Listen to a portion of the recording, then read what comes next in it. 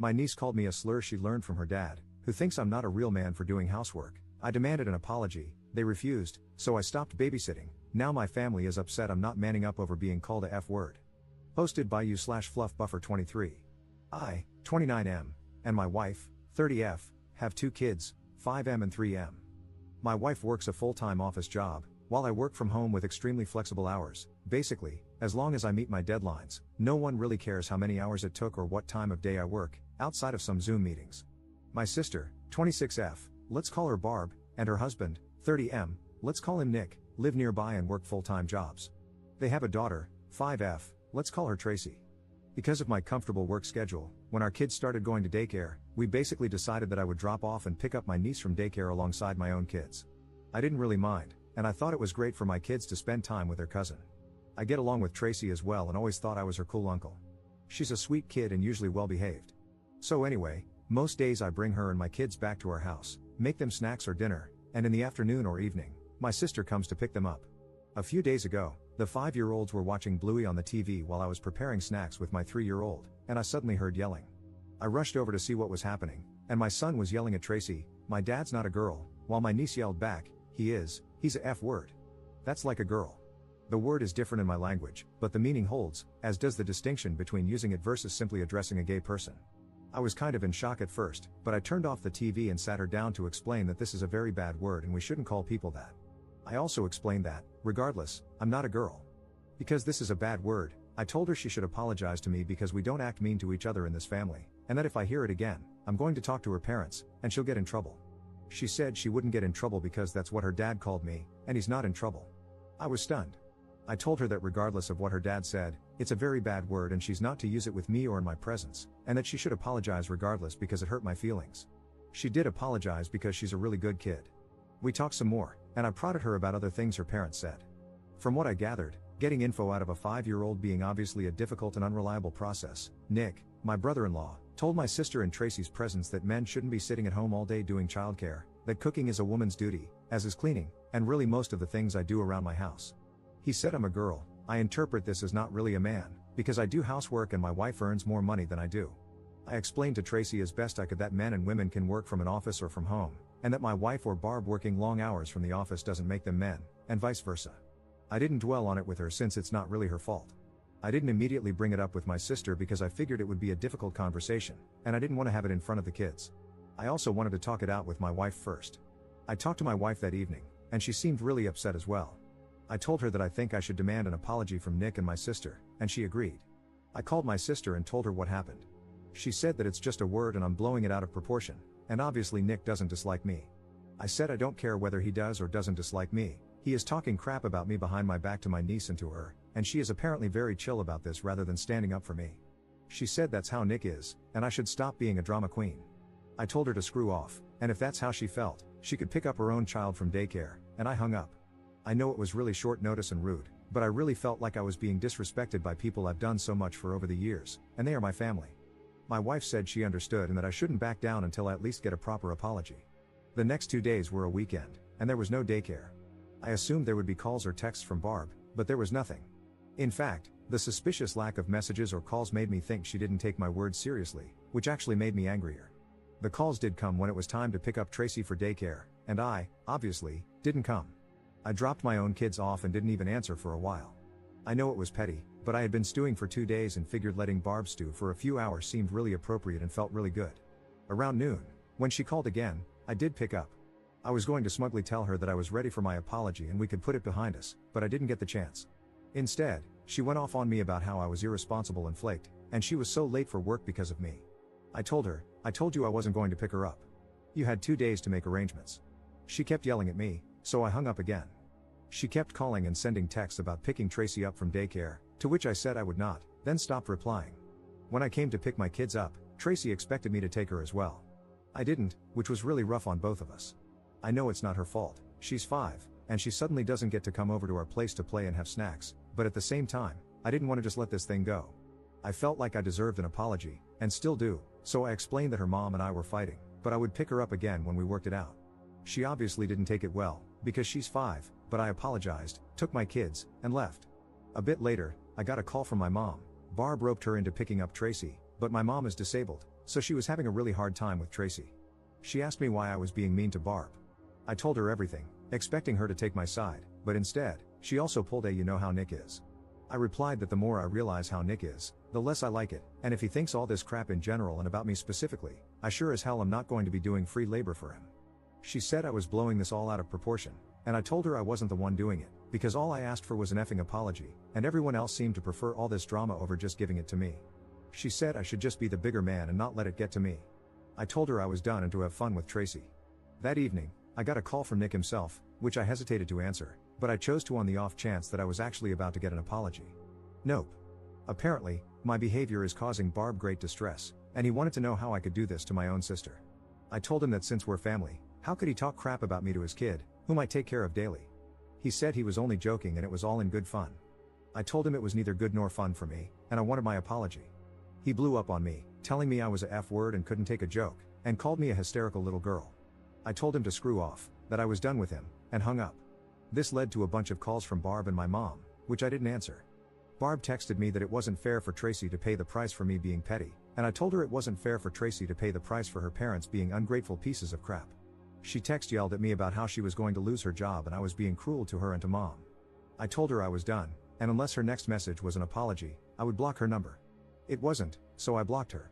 For the past few days, my mom has been picking up Tracy, and it's been really rough seeing her in daycare and explaining that grandma's going to pick her up, which she hates.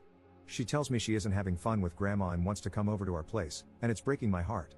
But at the same time, I've never received a single apology from anyone but the 5-year-old, and I feel like letting this go would be telling my family that it's okay to ignore my boundaries. At the same time, I love my niece, and I don't want to traumatize her or have her resent me. She is a good kid, and none of this is her fault. What do I do? Edit. Holy crap, you guys. The post has barely been up for 4 hours, and I'm already so grateful for all your support and advice. The idea of Nick actually wanting Barb to quit her job is not something I had considered, but now I think it might actually have some merit, and it makes me very worried for her. At the same time, I can't really do much until she at least acknowledges that that's just how Nick is, so stop overreacting isn't going to fly with me. I also assume it's only a matter of time before my mom is no longer an option. She's already struggling, so I hope I get a chance to talk to Barb about it, ideally because she sees my point of view, but I'll settle for her being desperate. I don't know what sort of childcare they'll be able to afford. They took out a large mortgage on a house they can barely afford. I will also make sure to emphasize to Tracy that I love her and none of this is her fault. Thank you all. Update 1 day later. Alright, so I posted this yesterday and was genuinely overwhelmed by the comments, advice, and support. I'd like to thank everyone for it and feel this warrants an update. Just to clarify a few things. My dad died from a heart attack 2 years ago, which came as no surprise because he smoked a lot and lived a pretty unhealthy life. It wasn't his first heart attack either. He was a great grandpa and a great dad, right up to the end. But his death left my mom alone, and she doesn't work. My mom has multiple sclerosis, which is mostly steady but slowly gets worse over time and flares up occasionally. It's made worse by stress, which my mom is dealing with now. A flare-up often means she doesn't quite get back to the level she was at before, so we mostly try to keep her stress-free. My dad had life insurance, so her house is paid off, and she has a little money. However, there's also a caretaker who comes over 3 times a week to clean, cook, shop, etc., which she can't afford, so my wife and I pay for it. As I mentioned in a comment on the original post, my wife and I are probably doing better financially than Barb and Nick. They have a fancy house and fancy cars, but they also have a mortgage and loans. The great response I got made me think about all this again. I thought about how I could stand my ground without giving up on Tracy altogether and realized there was no perfect solution. I had to settle on something. I took the day off work because I just needed to process and deal with everything. One comment on the original post really got to me, about how someone in Tracy's place would feel, and I just can't do that to her now. I know this isn't the update some of you wanted, but I just can't. I love her like she's one of my own, and my kids do as well. It's not her fault. I unblocked my sister because, obviously, if I'm going to be interacting with her child, she needs to be able to reach me. I talked to my mom during the day, and she was, again, distraught about having to pick Tracy up, which is pretty hard on her. I told her I was willing to do it, but I was coming over and she'd have to hear me out. She agreed. I talked to her for a long time, avoiding snark and lashing out this time, and just explained that how serious Nick was, or how he is, doesn't matter. I used the rocking the boat analogy someone linked to in the comments and further stressed my point by saying that it shouldn't matter if I was justified or not in getting upset. I'm her child, and if something upset me, it at least warrants giving me the benefit of the doubt before siding against me. Eventually, it seemed to sink in. She apologized, and we hugged it out. I think she got it. She's not a very confrontational person and generally really tries to keep the peace, but this time she went about it the wrong way. I'm not saying I'm not mad, but she's my mom, and she apologized. I explained to her that she shouldn't be covering for me because that means I have no leg to stand on when confronting Nick and Barb. She was receptive to this. I texted my sister that we needed to talk, and I'd drop Tracy off at their place tonight, to which I got a stoic thumbs up. I picked Tracy up from daycare today, and she was overjoyed. She was actually a little possessive of me, staying by my side all afternoon instead of running off to play. It was cute but also made me feel bad because that's the impact of me not picking her up. I explained to her as best I could that she's not in trouble. I'm not angry with her, but I am angry with her parents and we need to work that out. I promised to do my best not to stop picking her up again, which made her really happy. I dropped her off in the evening, and once she was in bed, I sat down to talk with Barb and Nick. I told them flat out that mom wasn't going to be covering for them anymore, and if they didn't let me finish what I had to say, I'd get up and leave, and they could find new arrangements for Tracy. I didn't mean it, but they didn't need to know that.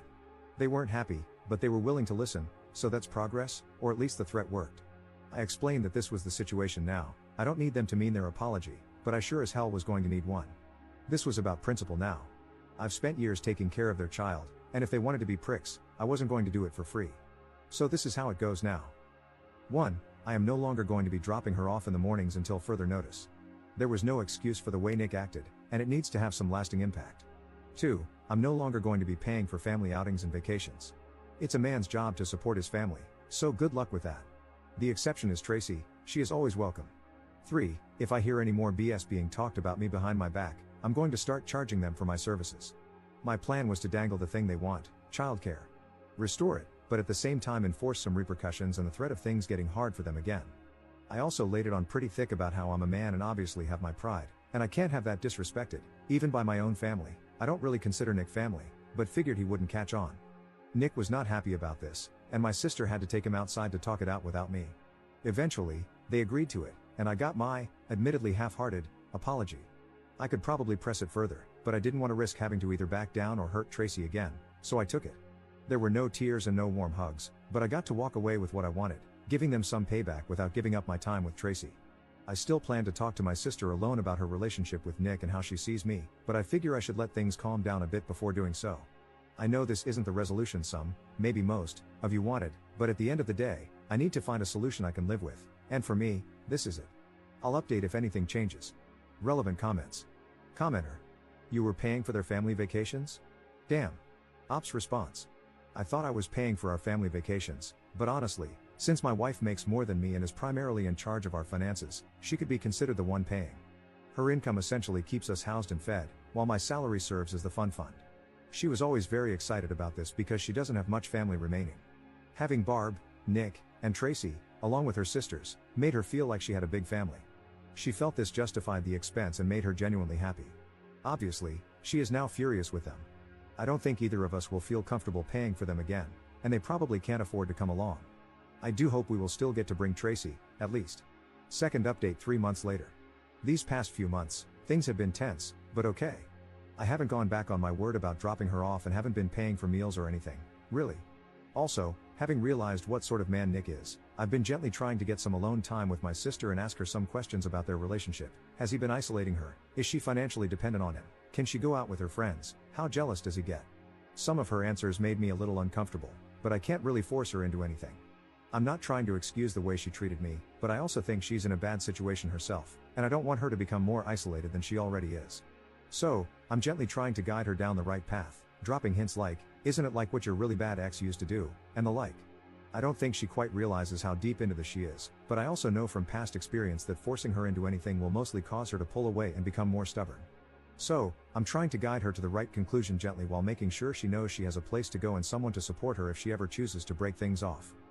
Nick hasn't really been anything with me. I don't think his feelings about me have changed much, but he's basically avoiding interacting with me and has to work a lot when we get together as a family, which I think might be the best outcome for everyone involved. Tracy has been sweet. She's slowly learning to read alongside my oldest and still enjoys bad words. We just use less mean bad words now. Hoop has been a hit. She's now a big fan of the Tom Carty song Have You Checked Your Butthole? We've been pretty good about making clear the difference between rude words and hurtful words. Over the holidays, we went on a trip. At first, Barb and Nick were probably shocked that I was serious when I said they were welcome to join us, but I wasn't paying for anyone but Tracy if they chose to send her along. I talked it over with Barb, leaving it up to her how to convey that to Nick, who, as stated, was avoiding me. I assume he didn't take it well, but I don't really have a way of knowing for sure. Barb, for her part, tried doubling down, trying to get me to cave, but I stood my ground. I said I wasn't paying for things, and I meant it. I explained, again, that this wasn't about a specific trip but about the fact that I used to believe they genuinely and unconditionally loved me, and that is just no longer the case. It's not something I can just unfeel. I need this to feel like I'm standing up for myself, and she can choose to respect my feelings and my decision or be angry, but I won't back down on this. The only choice that is up to her is whether to come on her own dime or not, and whether to send Tracy along with us if she chooses not to come. She ended up sending her along, and we had a blast. My wife seems much relieved to no longer have to put up with Nick as often. She apparently had him pegged from the get-go but wanted me to come to my own conclusions and was hoping he wasn't as bad as he initially seemed to her. She's glad I'm standing up for myself and that we still get to hang out with Tracy. I still hope someday Barb comes to her senses about her situation, and I will fully support her if she does, despite not quite being over what she either thought about me or at least didn't stand up for me to Nick about. But she's still my family. Regardless, thank you to everyone for your support and advice. Relevant comments. Commenter. Op is a better person than I am. I would not be giving them free daycare after all the crap talking and doubling down. Nick is a real piece of work. On one hand, he's challenging Op's manliness, on the other hand, he's accepting free daycare and vacations from a man he doesn't respect because he has overextended himself with a big house and fancy cars. Commenter 2. I don't know. I mean, Op loves this little girl and knows she is otherwise not well taken care of. He saw her every day that she wasn't with him because he still picked up his own kids and watched this little baby break down daily because of how much she loves and misses him. That's heartbreaking. I do think I would try to be there for my niece as much as possible, especially if I believed her parents were a bad influence and knew she was otherwise not well cared for. I completely understand anyone who chooses not to provide care for the girl anymore. But at the same time, I understand why he does it, for the little girl, not her jerk parents.